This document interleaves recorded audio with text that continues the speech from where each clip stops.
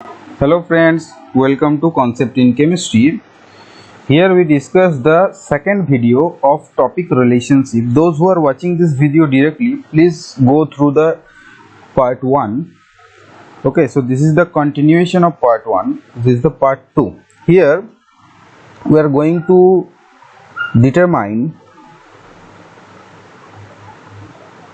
determination of topic relationship.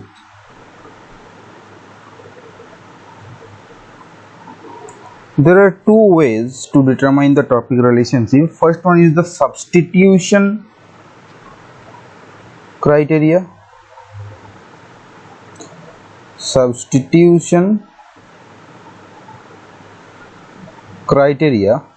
And second one is symmetry criteria.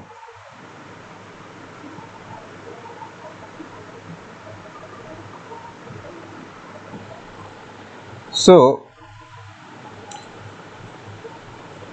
let us discuss the substitution criteria.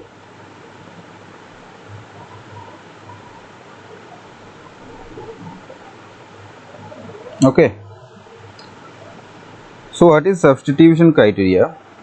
The two homomorphic ligands for which topic relationship are to be determined, these two homomorphic ligands are separately substituted by another group which is not present in the molecule. Understand it clearly. It is the easiest way to determine the topic relationship. The two homomorphic ligands for which we are going to determine the topic relationship, these two homomorphic ligands are substituted separately by another third group which is not present in the molecule, and after that process we will get two products, right? And then we determine the relationship between these two products. These two products can be homomers, it can be enantiomers, and it can be diastereomers. Okay, so let me write it first. The two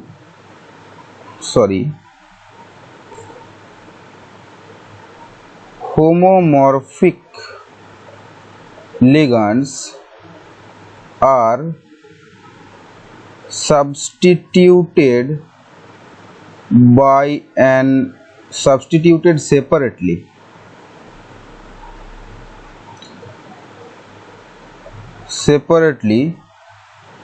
by another group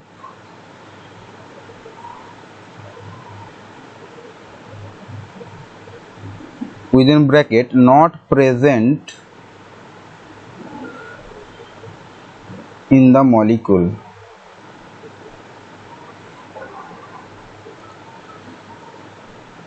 forming two products.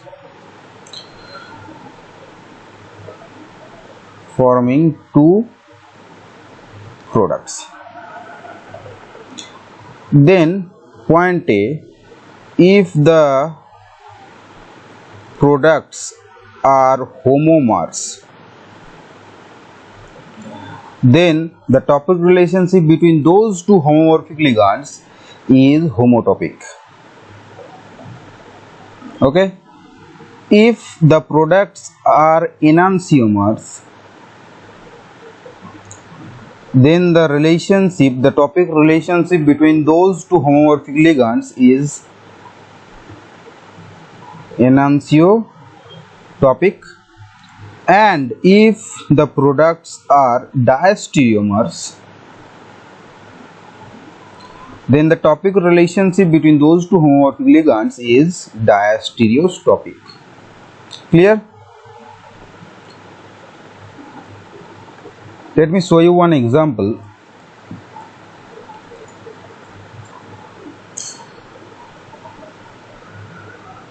CHO, HA, HB, CH3. In first case, we replace HA by OH. I say another group. Okay, so I have taken here the another group as OH group. So it will form CHO, CH3, HOH. Okay, because there are, I am not writing here B. Now I am substituting the HB with OH.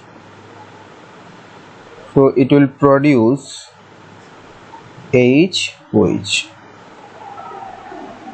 Now see it carefully that these two products are actually enantiomers, mirror image, non-superimposable mirror image to each other. So these are enantiomers. Hence the topic relationship between HA and HB are enantiotopic. Clear?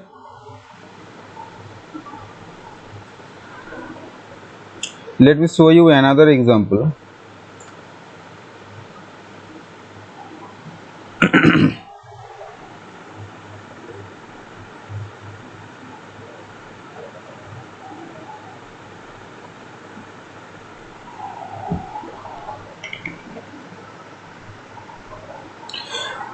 Okay. Third example, CHO, HH,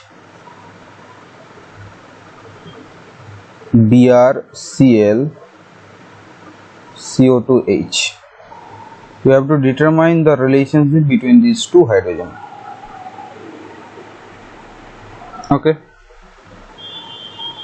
So what I will do, the left hand hydrogen replaced by OH, it gives you HOH, BrCl, CO2H. Replacing the right hand side hydrogen by OH, it gives CHO, HOH, BrCl, CO2H. Now watch it carefully. These two molecules are actually diastereomers.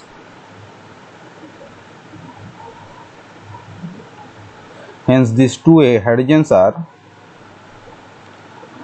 diastereotopic. Okay, so this is the substitution criteria. Next we will see the symmetry criteria.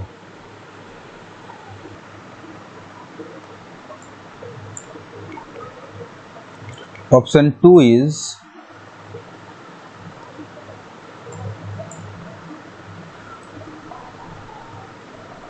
symmetry criteria. In symmetry criteria, if the ligands, that is the homomorphic ligands, are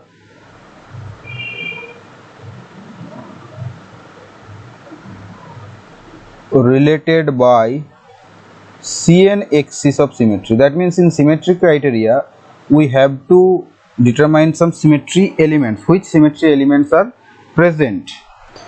That means which symmetry elements are relating these two homomorphic ligands.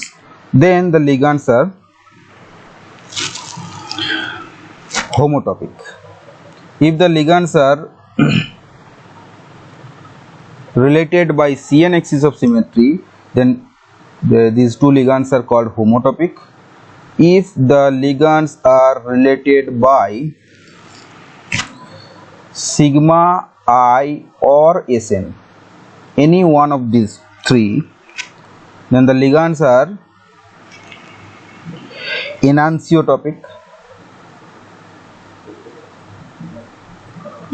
And point number 3 is if the ligands are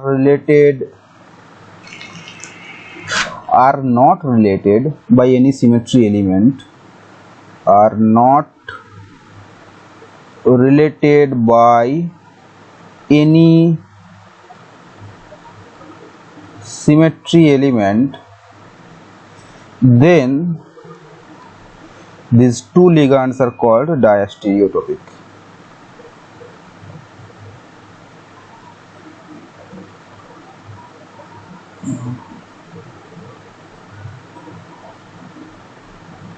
Okay.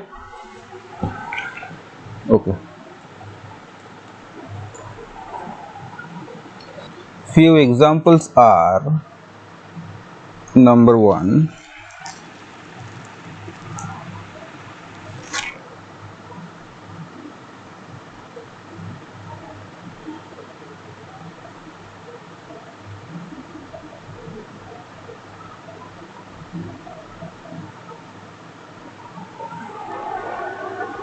here we have to determine the topic relationship between these two hydrogens and understand it.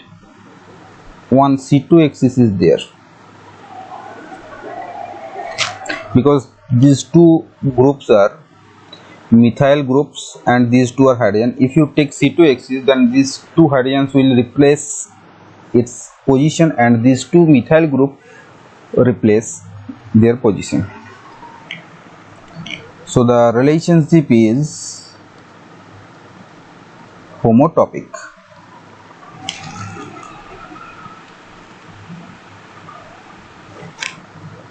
Example number 2, CHO methyl H and H. The relationship between these two is enantiotopic because there is a sigma plane. There is a sigma plane containing the CHO, this carbon and methyl group, and this sigma plane cut like this and produces two mirror image. Okay, so there a sigma plane is present, and that is why the relationship between these two hydrogen is enantiotopic. Okay, so to determine the topic relationship, you must have the knowledge of symmetry elements. Okay. Example number 3 is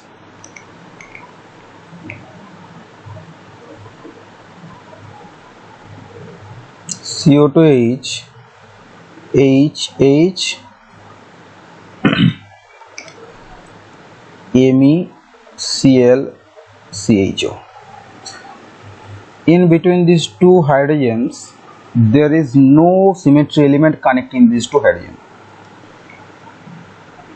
because the Cl and methyl groups are different. So you cannot think about sigma plane, you cannot think about any I, or you cannot think about any SN. Okay, so the relationship here is diastereotopic. Okay.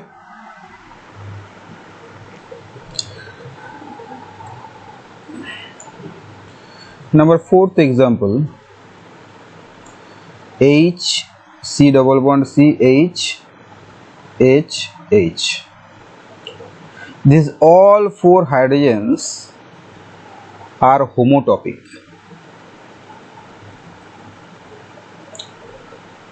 because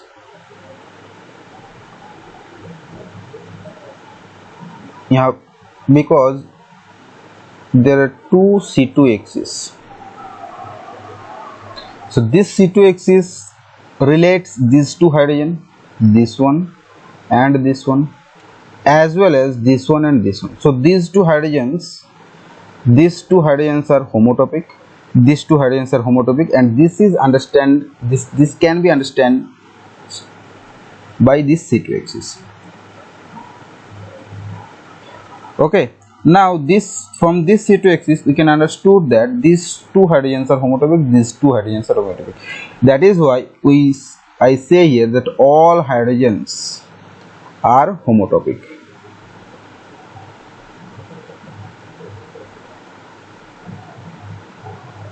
Moving on to the next example, example number 5.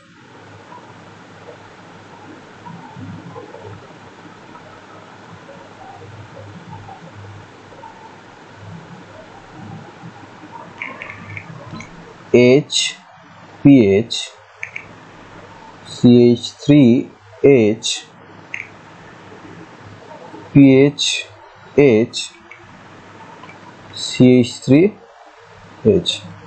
We have to determine the topic relationship between these two pHs and between these two hydrogens.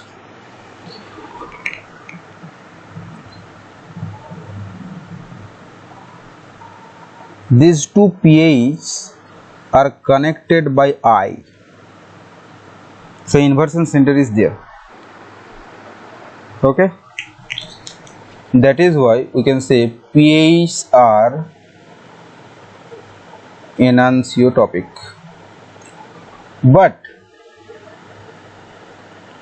these two hydrogens, this one and this one, are connected to two different carbon atoms. That means they are constitutionally heterotopic, and hence we cannot determine any topic relationship between these two hydrogens. So we will write here that hydrogens are constitutionally heterotopic, because in the first video we have learned that to determine the topic relationship, the homomorphic ligands must follow stereo heterotopicity, not constitutionally heterotopicity. Okay, so that's it. The topic relationship chapter has ended. Okay, see you in the next video with a new topic. Thank you.